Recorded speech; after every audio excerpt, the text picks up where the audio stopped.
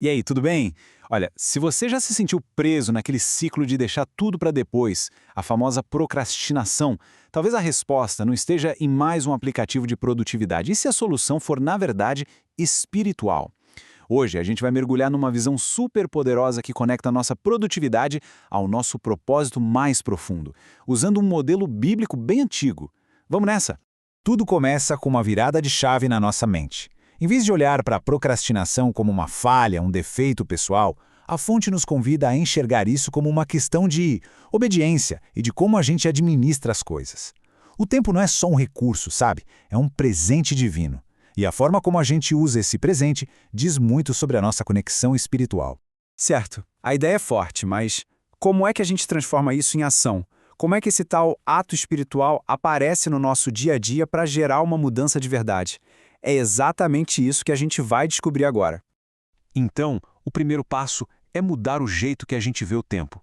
Não se trata só de horas para a gente preencher com tarefas, mas de um presente sagrado. Pensa só, quando a gente vê o tempo como um dom de Deus, a nossa maneira de usá-lo, ela muda completamente. E aqui está o pulo do gato. Procrastinar não é sobre preguiça, é sobre um desalinhamento espiritual.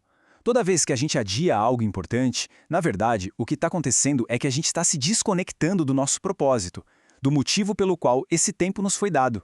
Tá, então qual é a solução? É uma jornada de volta para nossa origem. E não para um lugar físico, mas para um estado de ser. É sobre se reconectar com a nossa fonte de poder e de propósito. Uma ideia que a Bíblia descreve de forma metafórica como o Jardim do Éden. E é super importante entender o que o Éden representa aqui, viu?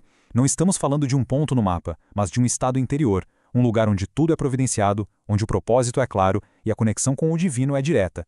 É um estado espiritual que a gente pode sim acessar hoje. O livro de Gênesis nos dá um modelo, um mapa em 3 partes para isso. Primeiro, o mandato, que é a nossa identidade divina. Segundo, o propósito, uma tarefa clara para a gente cumprir. E terceiro, o estado, um ambiente de abundância total. Esse é o nosso design original para uma vida produtiva. Mas como é que a gente acessa esse estado original? A resposta está numa ferramenta poderosíssima, uma espécie de tecnologia espiritual que todo mundo tem. O poder das nossas palavras. As nossas declarações, as nossas afirmações, elas são a chave. A ideia é simples, mas ao mesmo tempo transformadora. Nossas palavras criam o nosso mundo. Quando a gente declara em voz alta quem nós somos, de acordo com aquele projeto divino, a gente começa a se realinhar com essa verdade. A mudança começa na nossa boca. Que tal começar com esta declaração simples, mas no tempo presente? Não é eu serei, mas eu sou produtivo. Sinta a força dessa afirmação, alinhando quem se é com essa verdade fundamental. Em seguida, a gente muda o foco da escassez para a provisão. A gente declara, eu sou abundantemente suprido. É reconhecer que tudo que a gente precisa já está ao nosso alcance. Essa aqui é a afirmação central, a fonte de todo o poder. Eu sou um com o meu Criador. É a declaração de que não estamos agindo por conta própria, sabe? E finalmente, o propósito se completa. A abundância não é só para a gente, mas através da gente. Eu sou abençoado para abençoar outros. Nossa produtividade encontra seu sentido maior quando ela serve a outras pessoas. Ok, fizemos as declarações, mas como é que essas palavras se transformam em realidade? Como é que esse alinhamento espiritual interno se manifesta no mundo físico, no dia a dia? Vamos ver como essa ponte é construída. A conexão é direta. A vitória no mundo espiritual se manifesta como o fim da procrastinação aqui. A abundância espiritual se torna a provisão financeira de verdade. E os dons espirituais se transformam em talentos que a gente pode usar na prática. O que está dentro se reflete fora.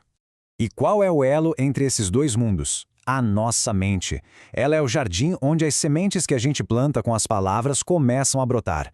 É na mente que o projeto espiritual é visualizado antes de se tornar realidade física.